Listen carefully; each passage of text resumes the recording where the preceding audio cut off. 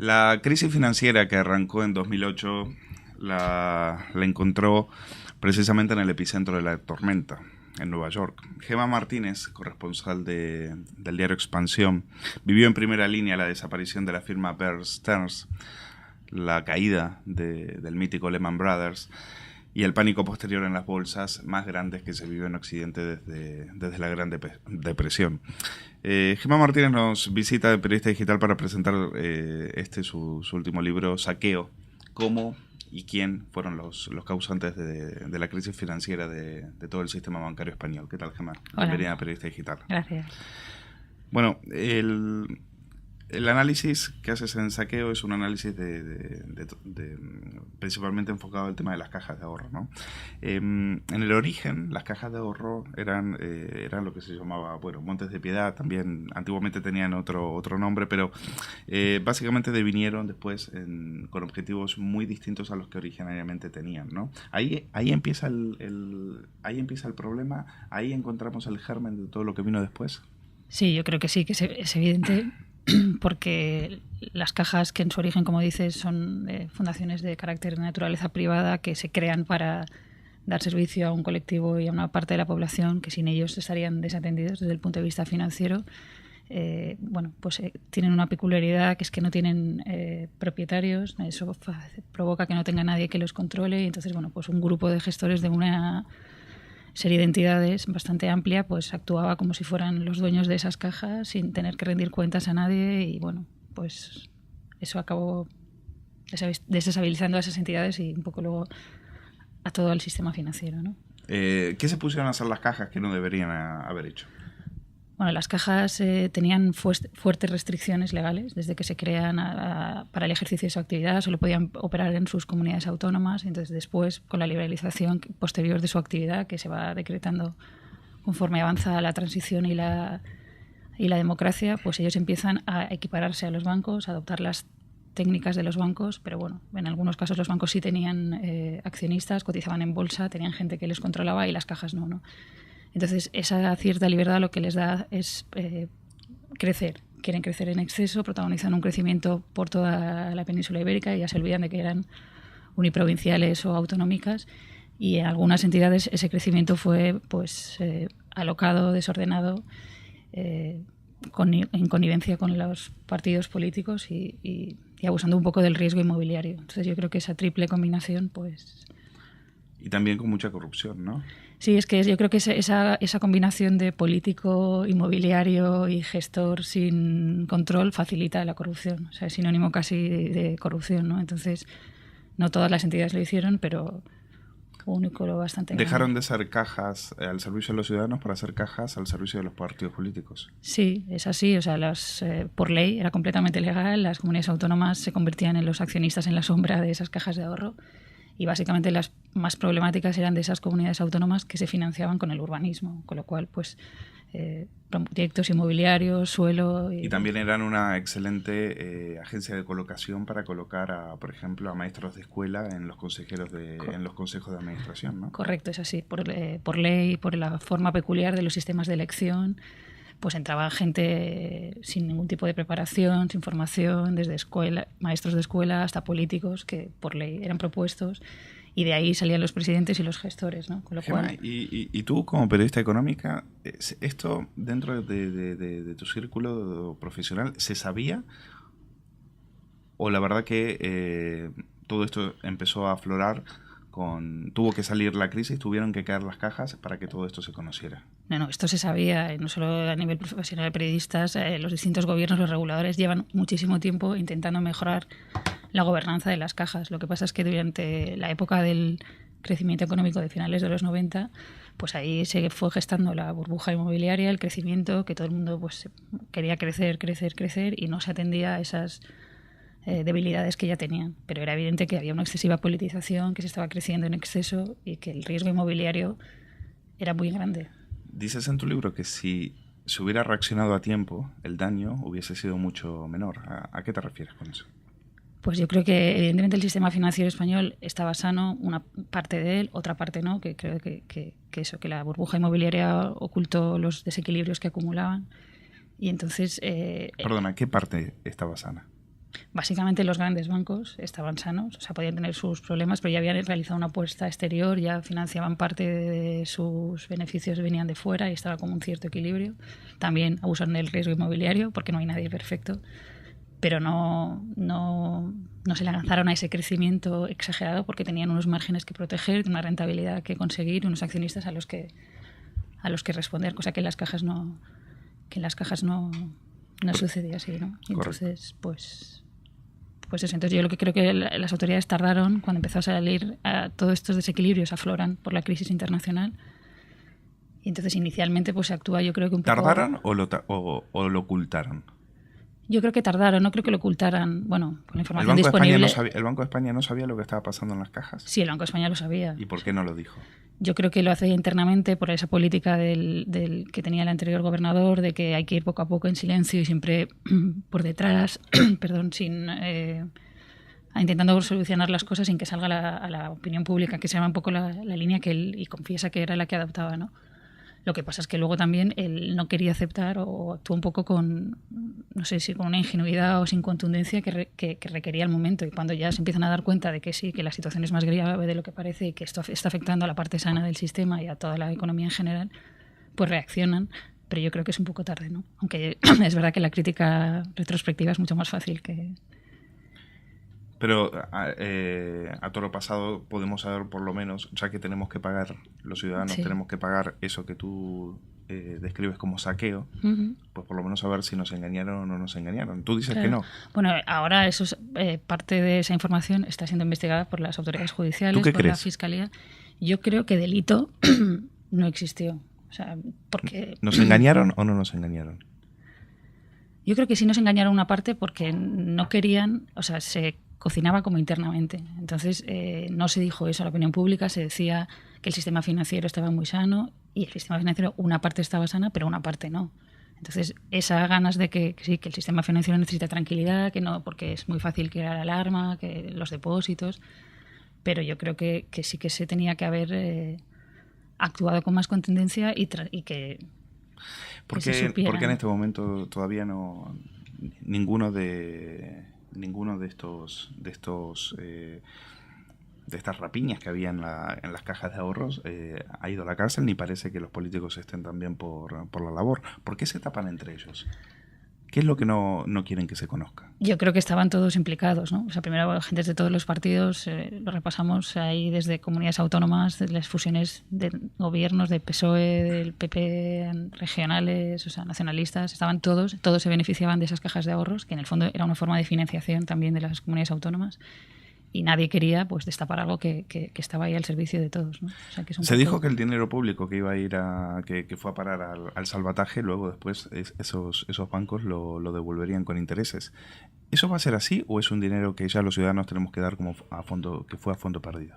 Yo creo que los más o menos 15.000 millones que se han dado hasta ahora en la primera parte de la recapitalización ya están perdidos. Así lo admite el gobierno, que ya ha llevado una parte a déficit y a deuda pública.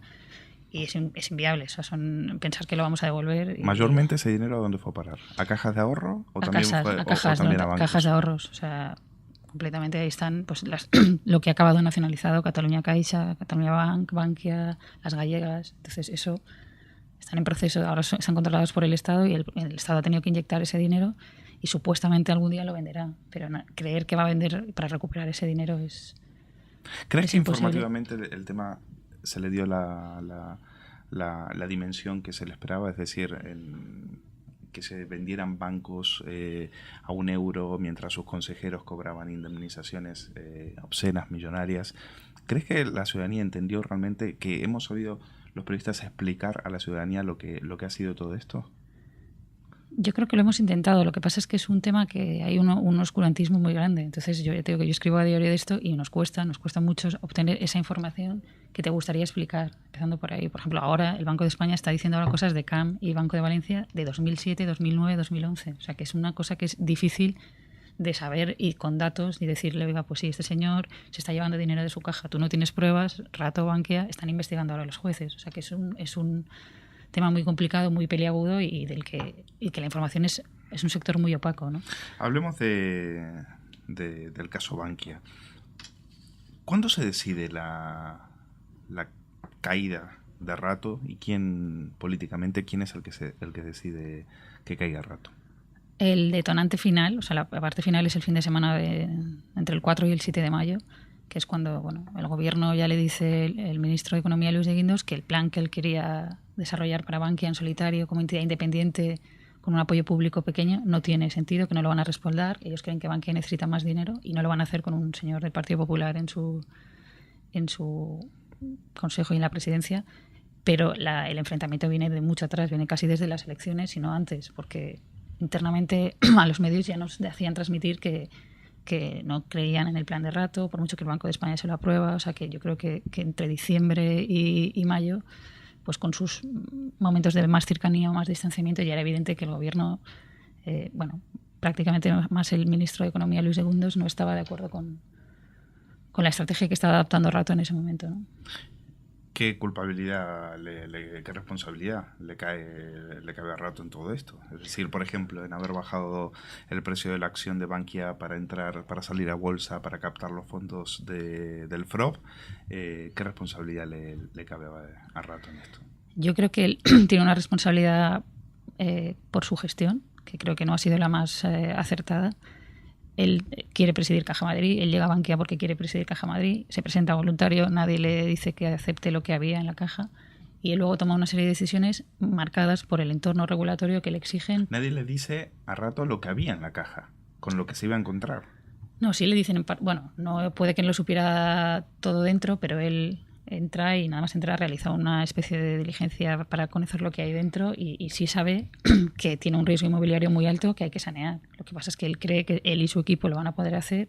Yo creo que él esperaba que iba a tener un mayor apoyo por parte del gobierno, que no iban a hacer reformas financieras continuas desde que llegaron al cargo el gobierno del Partido Popular, y él creía que no sé si tenía un exceso de confianza o en sus posibilidades, en las posibilidades de su equipo, o que no esperaba de verdad desde luego ni que la economía empeorara como pasó, que eso también no hay que olvidar que tiene parte de culpa a lo que luego sucedió en los cambios regulatorios, que es lo que le fuerzan a salir a bolsa, a fijar ese precio, a buscar esos accionistas. Él no decide que tiene que tener un determinado nivel de fondos propios, eso lo decide el Banco de España y el Gobierno, y él actúa en la medida de... Pero desde luego tiene responsabilidad porque él podía haber dicho que no se salía a bolsa, podía haber pedido dinero al Estado o podía haberse fusionado con una entidad, y él elige un camino, y el camino se lo eligió él y sus asesores. Entonces él es el responsable desde ese punto de vista, que él decide salir a bolsa, él se llega a plantear cancelar la salida a bolsa, no tuvo éxito en el extranjero, encima las bolsas iban mal, y él decide seguir adelante. Entonces es verdad que el gobierno le dice que por el interés nacional debe seguir adelante, pero podía haber dicho que no. Entonces yo creo que al fin y al cabo el responsable de esas decisiones es él, ¿no? ¿Fue un blef Rodrigo Rato como gestor de Bankia? ¿O le quedó, o es algo que ni él ni nadie podía haber podido atajar a tiempo? Yo creo que él hereda una entidad muy en mala situación, que es Caja Madrid, se fusionan con otra muy mala que también es Bancaja, y entonces ahí pues ¿Le obligan a fusionar? ¿O fue algo consensuado? Obligar no le obliga a nadie a hacer nada, y él podía haber dicho que no, pero sí que le sugiere esa fusión el Banco de España, tanto a él como a Bancaja. Lo ha reconocido él, lo ha reconocido José Luis Olivas. Tú relatas cómo fue ese encuentro, le llaman... Sí, él recibe una llamada del Banco de España de parte del gobernador, y va al Banco de España, y ahí ya está José Luis Olivas, que era el presidente de Bancaja, y el gobernador, y les dice simplemente que se pongan a negociar para que Bancaja participe en un proyecto de fusión que Caja Madrid ya negociaba con otras entidades más pequeñas. Entonces, a los 8 días anuncian ese acuerdo de intenciones, con lo cual es dicho y hecho lo que sugiere el gobernador. Pero podía haber dicho que no. Rato podría haber dicho que no, podría haberse que no. salido. Y Olivas podía haber dicho que no, Bancaja, que también culpan todos al Banco de España, que lo sugirió, pero... Bueno, pero Olivas estaba en una situación donde para él era bastante beneficioso, teniendo en cuenta que lo que tenía a sus espaldas era una gran bancarrota, ¿no? Él tenía un lastre inmobiliario muy gordo, ¿no? Entonces eso crea un problema gordo. Entonces yo creo que Rato tenía un margen de maniobra muy reducido, y que su capacidad de actuación con las leyes que van surgiendo y con las cosas es muy limitada. O sea, ¿se puede decir, Gemma, que el sistema bancario español, o gran parte de él, estaba en manos de golfos? No, la mayor parte no. Bueno, las cajas representan el 50% del sistema financiero. Antes de la crisis, 5 de cada 10 euros estaban depositadas. ¿Cuántas cajas han sobrevivido? Cajas en puridad solo quedan 2, que son Ontinyent y Pollensa, que son las 2 pequeñas que convirtieron en las que nunca se dedicaron, ni a crecer fuera, ni a hacer inmobiliaria. No eran... Pero las cajas grandes, algunas de las grandes se han convertido en bancos y siguen operando hoy sanas, la Caixa, las vascas, Kutxabank. A fecha de hoy, Kutxabank salió en el último informe de Oliver Wyman como la más solvente de todo el sistema financiero. Son excepciones, pero algunas sí sobrevivieron, ¿no? O sea, que no todas las cajas de por sí fueran malas, es decir, que todo el sistema financiero eran unos golfos. Había muchos golfos, pero no todos. Yo creo que es un poco... ¿Crees que alguno de ellos irá a la cárcel y pagará por lo que hizo? ¿O por lo menos devolverá lo que se han llevado? Yo creo que el tema de la devolución, que es un tema que sigo, y el tema de las retribuciones con mucha dedicación, es muy complicado, salvo que legalmente se demuestre que hicieron algo ilegal, que falsificaron documentos y tal, porque los contratos existían, eran unos contratos legales aprobados por los consejos de administración, por las comisiones de retribución. Entonces se aprobó, ya puedes entrar si es ético o no es ético, moral, que lo devuelvan, exigir la devolución. En general los abogados dicen que es muy complicado, siempre y cuando no se encuentren indicios de delito, o sea, delito y entonces hay un par de casos de CAM y de las gallegas que están siendo objeto de la investigación en la Audiencia Nacional. Entonces, ahí la información que va saliendo de la instrucción parece que sí puede haber indicios de delito. Entonces, si hay indicios de delito, evidentemente les pueden exigir que devuelvan eso. Entonces, esos dos casos, igual que el Banco Valencia, parece que sí puede haber eso. Pero ya te digo, es un poco aventurado hasta que la investigación judicial Una termine. última cuestión más sobre Bankia. ¿Te consta que Gorigo Sarri haya presentado la dimisión o haya pensado en dimitir? Que yo sepa, no. Yo sé que él ha tenido... sus meses no han sido muy fáciles porque él llega con un plan pactado con el gobierno, él tiene unas expectativas de lo que quiere hacer, pedir 19.000 millones de ayuda pública, eso estaba claro, pero no existía en ese momento el plan de pedir dinero a la Unión Europea. Entonces eso ha venido después, cuando él ya había anunciado su plan de recapitalización, de saneamiento. Y eso, el llamado MOU, ha cambiado todo eso. Entonces, sus posibilidades ahora de actuación son mucho más limitadas que eran cuando él llegó en mayo. Él lo ha reconocido que es un plan que le limita, más duro del que él querría hacer, pero es lo que hay. Bruselas da el dinero y Bruselas exige lo que hay. Entonces, él tiene que aceptarlo y si no lo acepta, pues evidentemente tendría que irse. Pero yo creo que ahora es su plan y creo que lo va...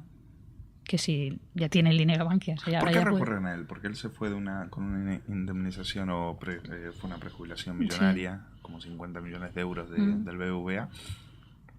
¿Por qué recurren a...? Yo creo que Goiri Golzarri... A Goiri, ¿cómo se le llama? Yo creo que Goiri es uno de los ejecutivos de banca en edad de activo de trabajar con más prestigio, de los que estaban disponibles en ese momento, que no estaban contratando trabajando en Santander, ni BBVA, ni en otras de las grandes entidades españolas, porque nadie se va a ir a ese, como diríamos coloquialmente, ese marrón de intentar salvar Bankia, ¿no? Entonces él estaba tranquilamente en su casa y entonces llegan y le proponen esto, se lo propone a Rato 2 veces primero, le dice 2 veces que no a Rato, él quería ir de número 1 y había estado de número 2 en BBVA y la experiencia pues acabó como acabó, que se fue. Y entonces Goiri era el que salía en todos los nombres. Hablabas con Headhunt, con Cazatalentos, hablabas con el Banco de España. En todas las listas siempre era Goiri el primero, ¿no? Entonces era como de los que estaban en activo, el que no tenía como escándalos gordos que le hubieran salpicado y el que tenía un cierto reconocimiento tanto nacional como internacional, ¿no? Tampoco tienes muchas esperanzas en el banco malo. Hombre, yo sanear el sistema a través del banco malo, pues está por verse también, ¿no? Está por ver. Yo creo que ahora que ya se ha adoptado esa estrategia, pues hay que seguir adelante. Hay que hacer un plan de negocio muy sólido, que lo advierten todos los organismos, muy realista para que eso funcione, muy transparente, muy bien gestionado. Pero como conceptualmente se está planteando, ahí me plantean muchas interrogantes. Primero, creo que eso en muchos países ya se hizo cuando la crisis estaba mucho más en la fase inicial que ahora. Luego creo que conceptualmente el que se mezcle a las entidades sanas con las débiles, cuando en teoría eso se hace para separar la parte sana del sistema de la parte mala, pues me plantea dudas y conceptualmente desde fuera es muy difícil de entender que tú le vayas a un inversor internacional que quieres que entre en el banco móvil y le digas estas entidades más malas las voy a sanear, las voy a limpiar, pero en mi capital le estoy exigiendo a Santander que entre. Entonces eso es algo... Y luego, bueno, pues tiene unas expectativas de rendimiento y rentabilidad que a mí me encantarían que se cumplieran, pero objetivamente me parece, siempre que si la economía se recupera, por supuesto, y si todo va bien, por supuesto, pero me parece un poco optimista. Ojalá me equivoque. Hablando de optimismo, cuando hablas con gente de economía, del ministerio, están convencidos de que, bueno, y de Guindos creo que hizo alguna afirmación hace poco al respecto, de que se empieza a ver la luz al final del túnel. Ujú. Y de que cuando lleguen las próximas elecciones generales habremos salido del hoyo. ¿Tú compartes ese optimismo? Yo tanto no. O sea, yo creo que no, ojalá. Te digo que yo creo que sí que hace falta, necesitamos un poco de optimismo y tampoco hay que creer que esto está fatal, pero yo creo que, por ejemplo, solo para el sistema financiero, un año mínimo de reestructuración le queda todavía. Y entonces, sin ese sistema financiero es difícil, es difícil que se vuelva a realizar su papel de reactivar la economía. Y al mismo tiempo la economía no está creciendo con las cifras de paro que estamos conociendo, la mora crece, entonces yo creo que se están adoptando políticas para mejorarlo. Algunas ya creo de verdad que van a tener un cierto impacto, pero vamos, lo veo más a medio y largo plazo que a... ¿Te imaginas en el corto plazo una crisis de gobierno con de Guindos fuera, más bien en Europa, en Bruselas, y un viceministro económico dentro del nuevo gabinete? Eso es una posibilidad que siempre está ahí, de la que se habla mucho. Bueno, parecía que Guindos quería presidir el grupo y no ha salido, ¿no? Entonces... ¿Te consta que él sí estaba por la labor de irse a... Públicamente no lo ha dicho, ¿no? pero sí, o sea, que será una cosa que estaba ahí y en las últimas comparecencias públicas lo dejaba ahí caer. ¿Bruselas dijo que no? Más que Bruselas, por lo que parece, ya digo que esa información tampoco es que la siga en exceso, Alemania no quería que alguien de un país como rescatado, al menos es la versión que más circula, presidiera el Eurogrupo, cosa que el gobierno rechaza porque no es un país rescatado, ¿no? En puridad. Pero en cuanto a una crisis de gobierno, yo creo que ahora mi impresión es que se está intentando transmitir tranquilidad, que esto va adelante, que la economía va a mejorar. Entonces, encajar eso con un cambio de gobierno en el que quitas al ministro de Economía me parece un poco arriesgado. Y no lo veo muy factible, aunque es una posibilidad que siempre está ahí, que surgen todos los mentideros, gente del gobierno te dice que sí, que decían que Guindos no llegaba a Navidad, eso nos lo han dicho todos, pero ahí sigue, ¿no? Y yo no creo que ahora con... ¿A quién ves más quemado? ¿A Montoro o a De Guindos? Yo creo que a Montoro.